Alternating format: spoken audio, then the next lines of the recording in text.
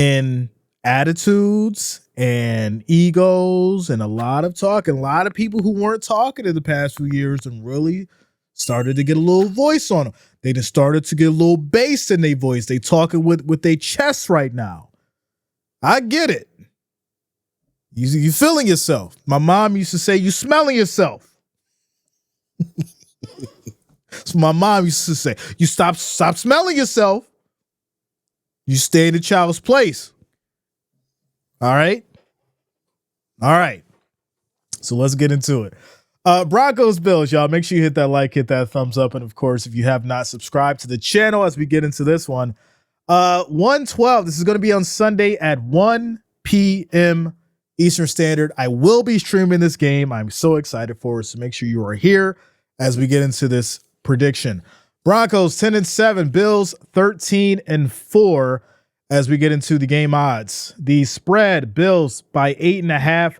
Over under is 46.5, plus 340 on the money line for the Broncos, minus 450 on the money line for the Bills. Matchup predictors, 31.9% for the Broncos, 68.1% for your Bills. As far as the season leaders, Bo Nix, 376 and 567, 3,775 yards, 29 touchdowns, 12 interceptions. Josh Allen, 307 and 483, 3,731 yards, 28 touchdowns, 6 interceptions. On the rushing side of things, Williams with 139 carries, 513 yards, 4 touchdowns. James Cook, 207 carries, 1,009 yards, 16 touchdowns. As far as receiving yards, Sutton, 81 receptions, 1,081 yards, 8 touchdowns. Khalil Shakir, 76 receptions, 821 yards, and 4 touchdowns. The current injury report, Frank Crum, Tyler Beatty, Delarian Turner-Yell, Alex Singleton, and Quinn Bailey are out for the Broncos. As far as the Bills, Amari Cooper's questionable, Terrell Bernard's questionable, Balin Spector, Travis Clayton, and Shane Bukele are on IR. As far as the last 5, obviously, Broncos have the win against KC, 38-0. This ain't the real KC. It was the other KC.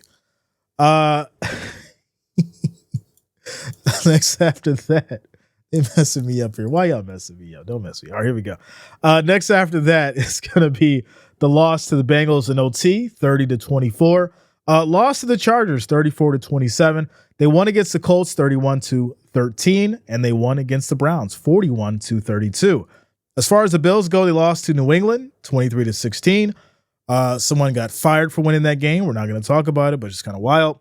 And of course, the Bills beat the Jets 40-14, beat New England 24-21. They beat the Lions 48-42 and lost to the Rams 44-42. So someone said, well, Jay, how many points the Bills got to put up now? You got to put up 40. I want to see 40 points a game in the playoffs.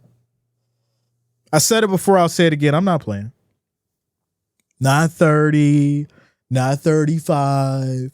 Go out there and put up 40 points. Defense, offense, you can combine and do it. 40 points. That's what the Bills need to put up. Now, obviously, we're going to break this down a little bit more because it's not that simple, right? We know that the Broncos have an actual solid defense. We know that the Broncos lead the league in sacks. So the pressure is going to be after Josh Allen. They know that he's mobile. They know that he's strong. They know that he likes to run if he needs to. The problem now with Allen is he's locked in. Can you get to him before he gets rid of the ball? And at what cost? And who do you leave open if you're the Broncos defense, right? If you're rushing Josh Allen and you don't get him, that ball's gone for 30, 40 yards. And so Sean Payton is going to look at this and try and open this thing up as best he can in regards to a talented quarterback like Josh Allen. How do you stop him? Well, I'll give you a secret. You find a way to break through. If you can break through, then you force Josh Allen to throw under pressure, and that's where you have the best advantage. Now, the question is, can you do it? Because the Bills have a very good offensive line. Josh is in sync. He has chemistry. It's working. He's had a lot of time back there in that pocket, and when he does need to run, guess what? he's going to get some significant yards. So I do think that as good as the Broncos defense has been, yes, you may have some momentum there, but this isn't your run-of-the-mill quarterback. This is Josh Allen. The man right now has a huge chip on his shoulder, and especially being at home. You're going to come into Highmark Stadium. You're going to deal with that big, athletic, running quarterback with an arm. You're also going to be dealing with the 12th man. Bo Nix is going to have a big problem in this stadium. Some of y'all don't know what the 12th man is. The 12th man is that noise. Rookie quarterback in Highmark Stadium, dealing with the noise, can't hear the play call because that stadium is so loud you can't hear. The snap count is off. False start. Now it's in your mind. Now you've made a mistake. Do you get broken as Bo Nix, or do you find a way to overcome the adversities? Because now you have to make a decision. Now you want to get rid of that ball. Now you want to go deep. Do you throw it deep? If nobody's open, does it get picked off? Do you get sacked because you held the ball too long?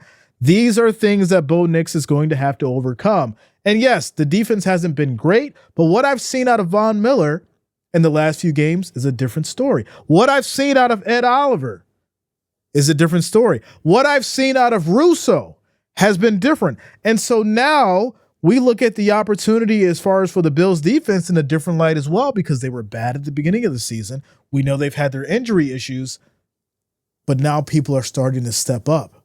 Now people are starting to see the promised land. This is why we say defense wins championships, right? Oh, well, the Bills have a terrible defense, but it's starting to shift. It's starting to change. So I do think this is going to be a hell of a game.